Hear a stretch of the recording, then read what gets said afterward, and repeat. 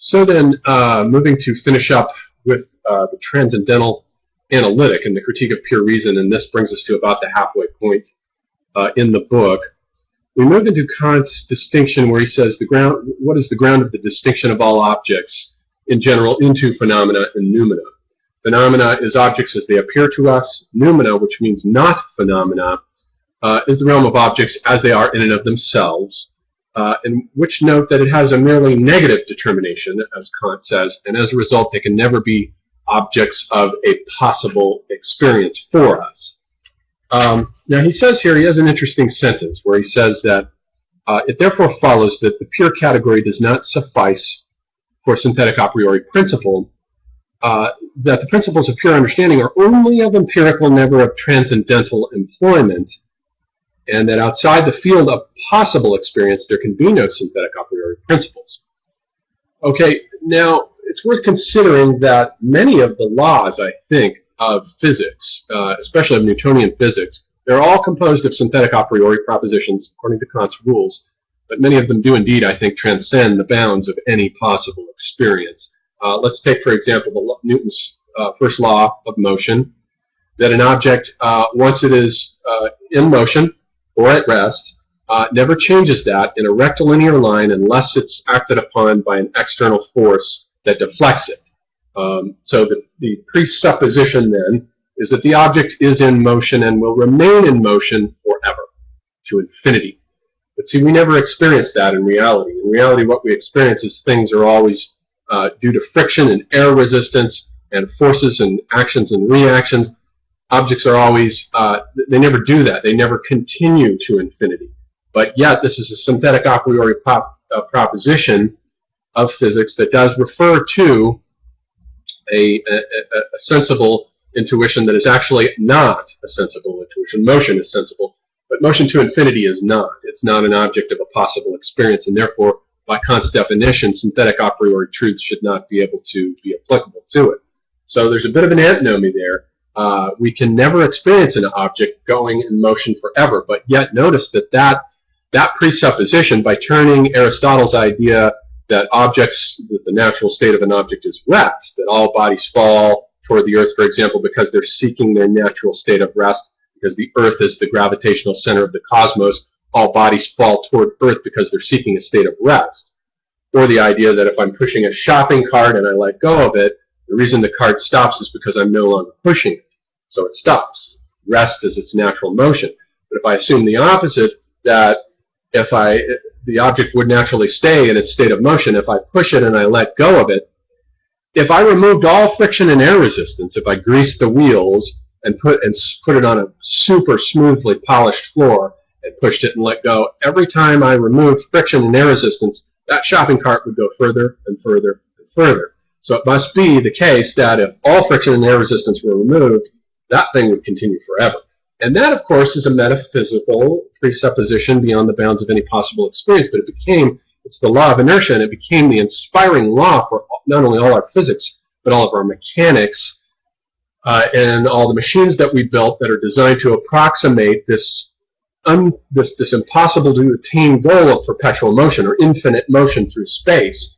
And that became the metaphysical goal that we tried to approximate, that made possible all these other grand achievements that led to all these other machines. So I think there are places where Kant's rules do not quite fit the way that he wants them to, in quite such a seamless fashion. So anyway, that footnote aside, what he wants to do is to say here that the noumenal realm is the realm of the transcendental object X. He breaks the rules again here when he says that the transcendental object X is the cause of appearances, of things as they appear to us. And it has to be the cause because we know that, as he proved last time, things in the outer world do exist. They're not just pure constructs of the human mind. They're formal constructs of the human mind, which dictates the conditions of their appearance to them. But we know that they're really out there, but we don't know what's causing them to appear before us. That's the transcendental object X. But Kant says you can't apply any of the categories of the pure understanding, the pure concepts of the understanding, one of which is causality, to the transcendental object X. But nevertheless, he has just done so in saying that the transcendental object X is the cause of appearances. But he's violating his own rules there, because if you can't apply those concepts to the noumenal realm, you shouldn't be able to apply the category of cause to it either. The subsequent philosophers, the German idealists like Fichte, will pick up on this. Fichte will try to eliminate the realm of things in themselves altogether. Schopenhauer will plug in the will. Hegel will plug in the absolute, the spirit, and so forth. So they'll violate all the rules that Kant himself lays down here. But the idea is that the pure concepts of the understanding have applicability only to a possible experience. They make experience possible, but they cannot be applied beyond the bounds of anything that transcends a possible experience. But as I've just demonstrated here, even with physics, that happens all the time. But he's most concerned to keep that from happening in things like Leibniz's monadology, which the next chapter is concerned to refute. The next chapter is an appendix called the amphiboly of concepts of reflection, and amphiboly simply means an ambiguity that results from the misuse or the confusion of the empirical with the transcendental employment of the understanding. And he comes up with the idea of a transcendental reflection, which would normally ascribe judgments to and their concepts and the things to which the concepts refer either to sensibility or to understanding. And it would do so using 4 sets of concepts of reflection, including identity and difference, and agreement and opposition, inner versus outer, and matter and form, all of which pertain to a kind of complicated refutation of Leibniz's monadology, in which Leibniz had said that the ultimate nature of reality is made up of tiny, extensionless, windowless monads, which are basically units of consciousness that perceive the world. So everything is made up of these creepy little units of consciousness, which is basically his version of the old animist vision, that matter is actually alive. It's got consciousness in it. A dead, dull type of consciousness maybe, but it has consciousness within it. But Kant says no, Leibniz is guilty of a misapplication, a transcendental use of the concepts of the pure understanding, such as in his Leibniz's famous principle of the identity of indiscernibles, whereby if two things are identical insofar as they're qualitatively identical, like say 2 drops of water. If they're qualitatively identical, then they are identical. They're the same thing. But Kant says no. The mere fact, it doesn't matter if they're qualitatively identical. The mere fact that they're in space and they're separate from each other in space means that they are different.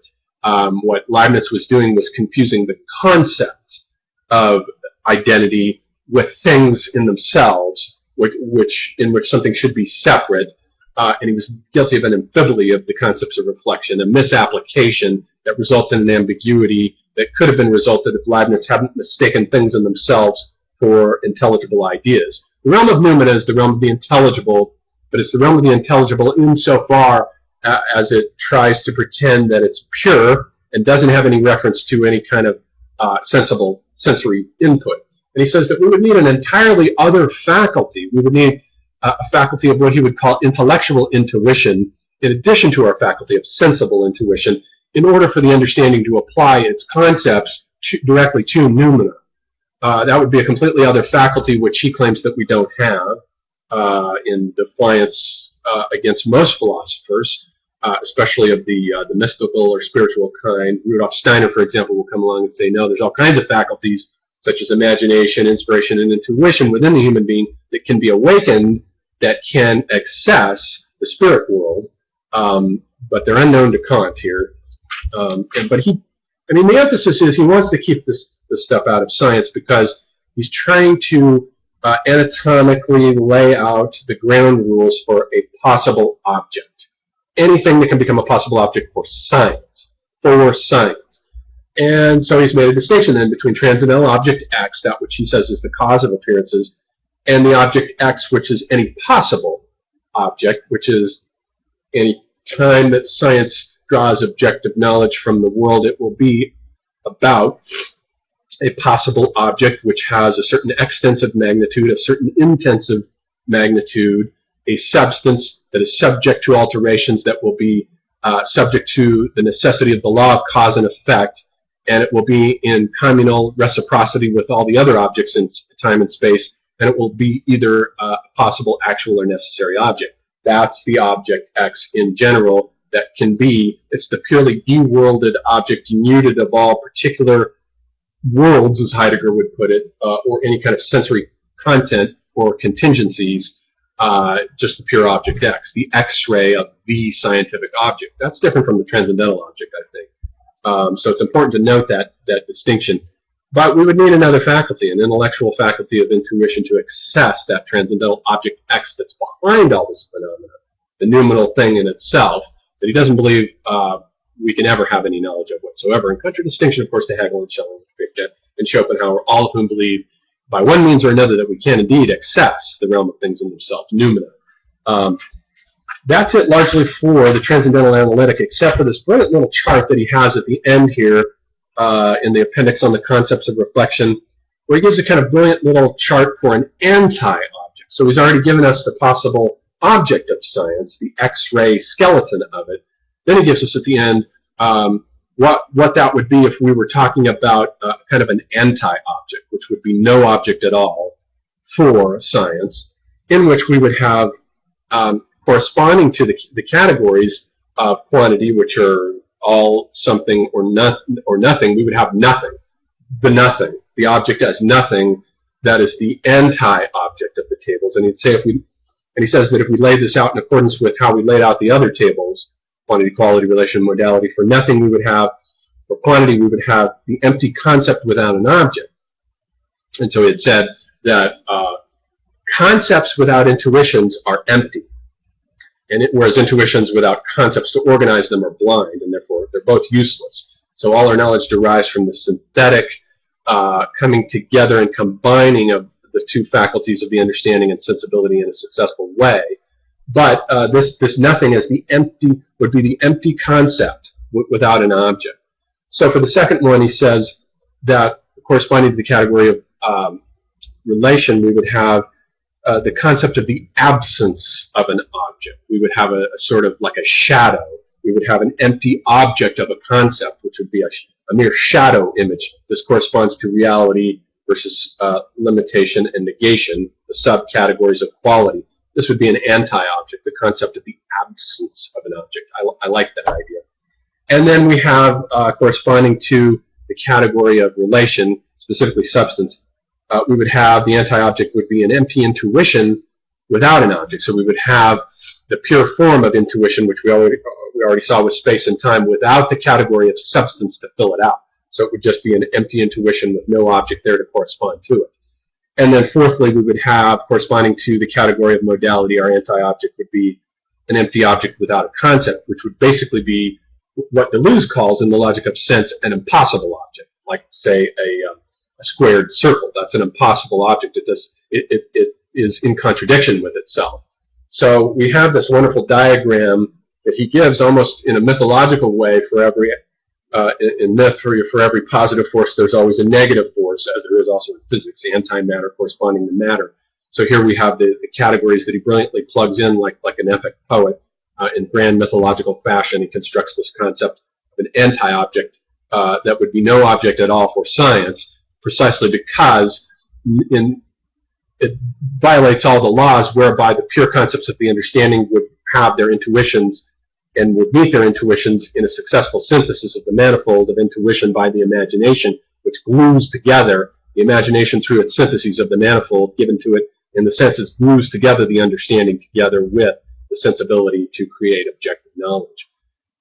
And so next is, we're about halfway through the book, and so that finishes up the Transcendental Analytic, and the second half of the book, for some people, will be more interesting. I notice that the audience for these videos is diminishing.